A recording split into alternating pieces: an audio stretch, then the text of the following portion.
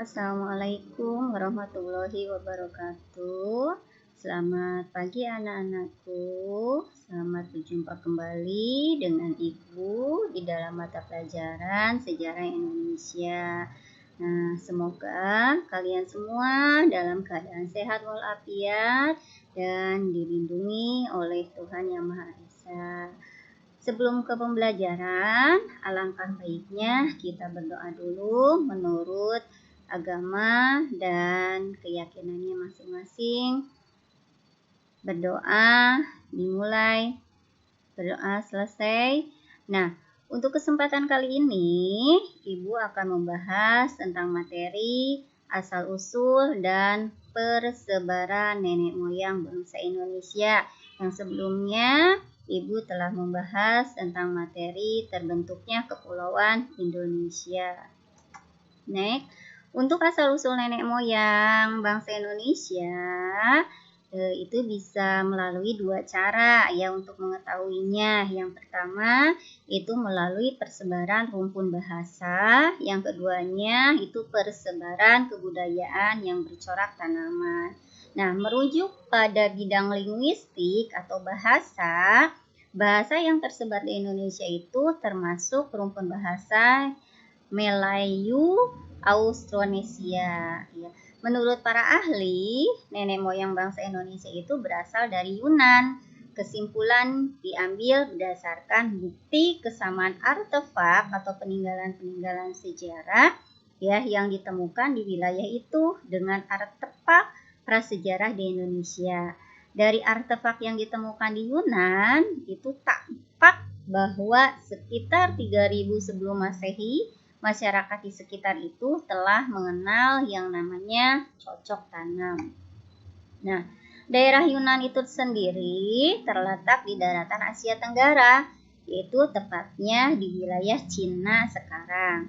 Seorang ahli sejarah yang bernama Muhammad Ali itu berpendapat bahwa didasarkan pada argumen bahwa nenek moyang bangsa Indonesia itu berasal dari hulu-hulu sungai besar di Asia dan kedatangannya ke Indonesia itu dilakukan dengan cara bergelombang. Yang pertama itu berlangsung dari tahun 3000 sebelum Masehi sampai 1500 sebelum Masehi dengan menggunakan perahu bercadik satu ya. Perahu bercadik itu adalah seperti perahu layar ya.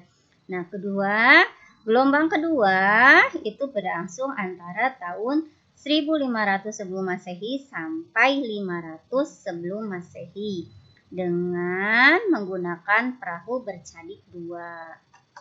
Nah, berdasarkan penyelidikan terhadap penggunaan bahasa yang dipakai di berbagai kepulauan, seorang ahli sejarah berkesimpulan bahwa nenek moyang bangsa Indonesia itu berasal dari satu daerah yang sama dan menggunakan bahasa yang sama, yaitu bahasa Campak. Namun, sebelum nenek moyang bangsa Indonesia tiba di daerah kepulauan Indonesia, daerah ini telah ditempati oleh bangsa berkulit hitam dan berambut keriting. Nah, bangsa-bangsa ini hingga sekarang menempati daerah-daerah Indonesia bagian timur dan daerah-daerah Australia. Nah, jadi dapat disimpulkan ya bahwa nenek moyang bangsa kita itu berasal dari Yunan Selatan. Orang-orang itu bermigrasi dari pulau ke pulau dengan menggunakan perahu bercadik untuk sampai ke kepulauan sebelah selatan atau Austronesia. Nah, orang-orang yang berlayar sampai ke Pulau Nusantara itu disebut bangsa Melayu. Bangsa Indonesia termasuk ras Mongoloid, terutama Malayan Mongoloid. Nah, untuk ras Mongoloid itu mempunyai 3 subras, yaitu ada Asiatic Mongoloid, yaitu Cina, Jepang, dan Korea. Ini termasuk kepada subras Asiatic Mongoloid. Dan ada Malayan Mongoloid, yaitu Melayu dan American Mongoloid, yaitu suku India. Sebelum ras Mongoloid masuk ke Indonesia, di wilayah Indonesia sudah ada ras Austromelanozoid.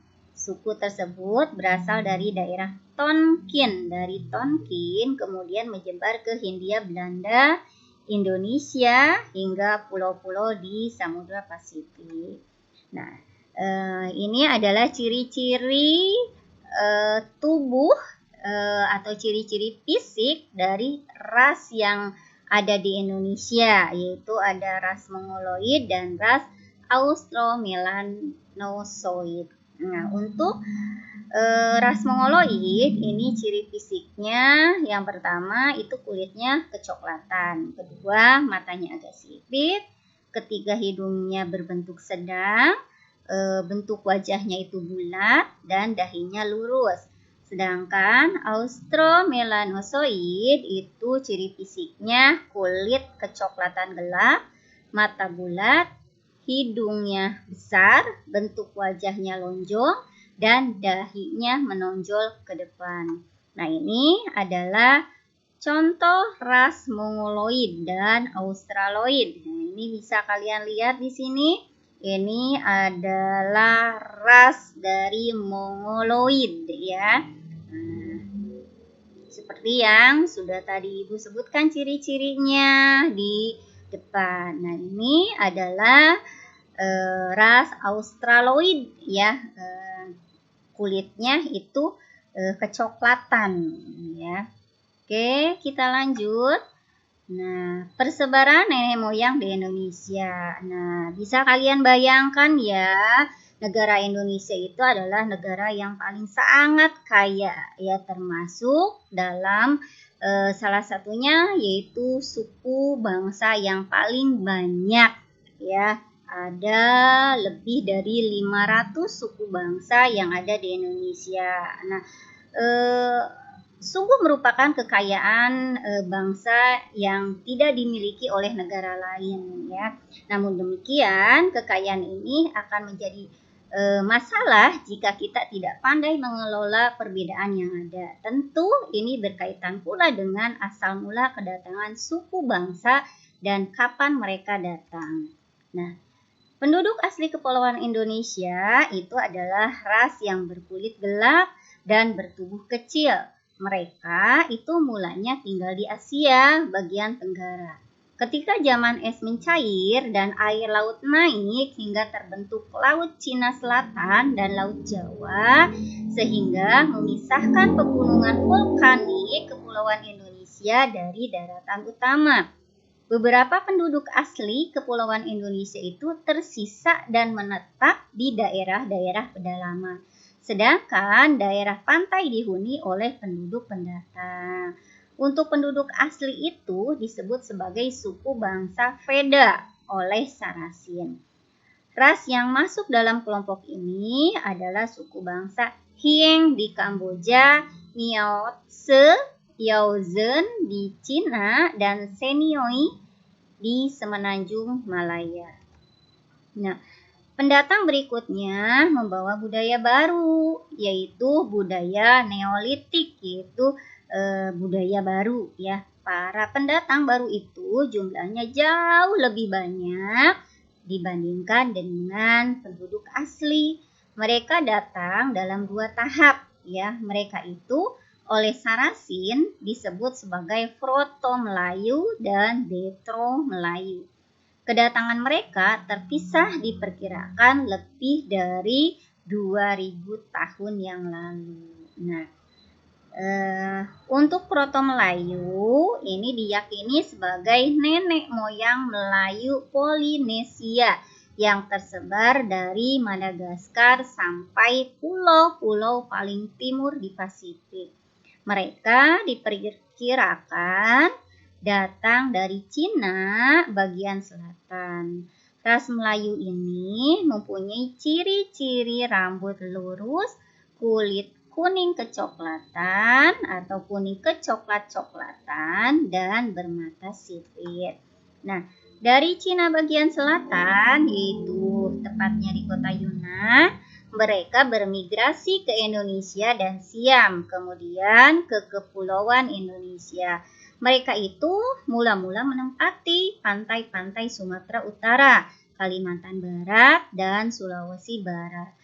Ras Proto-Melayu membawa peradaban baru di Kepulauan Indonesia. Ketika datang para imigran baru, yaitu Deutero Melayu atau ras Melayu muda, mereka berpindah masuk ke pedalaman dan mencari tempat baru ke hutan-hutan sebagai tempat huniannya. Nah, ras Proto-Melayu itu pun kemudian mendesak keberadaan penduduk asli. Kehidupan di dalam hutan-hutan menjadikan mereka terisolasi dari dunia luar sehingga memudahkan peradaban mereka. Penduduk asli dan ras Proto-Melayu itu pun kemudian melebur. Mereka itu kemudian menjadi suku bangsa Batak, Dayak, Toraja, Alas, dan Gayo yang ada di negara Indonesia. Nah, bisa kalian lihat di sini ya. Ini ada suku Dayak dari Kalimantan ya. Kita lanjut. Ini ada gambar anak suku Toraja dari Sulawesi Selatan. Ada suku Batak Sumatera. Ada suku Alas dari Aceh Selatan. Ada gambar anak suku Gayo Aceh. Nah, ini adalah petanya ya, peta kepulauan-kepulauan yang ada di dunia dan persebaran nenek moyang ya. Nah, oke, kita lihat lagi, maaf. Untuk kedua, yaitu Deutero Melayu. Deutero Melayu itu merupakan ras yang datang dari Indo-Cina bagian utara. Mereka membawa budaya baru berupa perkakas dan senjata besi di Kepulauan Indonesia atau kebudayaan Dongson. Mereka seringkali disebut juga dengan orang-orang Dongson. Peradaban mereka lebih tinggi dibandingkan ras Proto-Melayu. Mereka dapat membuat perkakas atau peralatan dari perunggu. Peradaban mereka itu ditandai dengan keahlian mengerjakan logam dengan sangat sempurna. Nah, perpindahan mereka ke Kepulauan Indonesia itu dapat dilihat dari rute persebaran alat-alat yang mereka tinggalkan di beberapa kepulauan Indonesia, yaitu berupa kapak persegi panjang. Peradaban ini bisa kalian jumpai di Malaka, Sumatera, Kalimantan, Filipina, Sulawesi, Jawa, dan Nusa Tenggara Timur. Nah, dalam bidang pengolahan tanah, Deutero Melayu ini mempunyai kemampuan untuk membuat irigasi pada tanah-tanah pertanian yang berhasil mereka ciptakan dengan membabat hutan terlebih dahulu. Ras Deutero Melayu juga ini mempunyai peradaban pelayaran lebih maju dari pendahulunya karena petualangan mereka sebagai pelaut dibantu dengan penguasaan mereka terhadap ilmu perbintangan atau bisa dikenal dengan rasi bintang.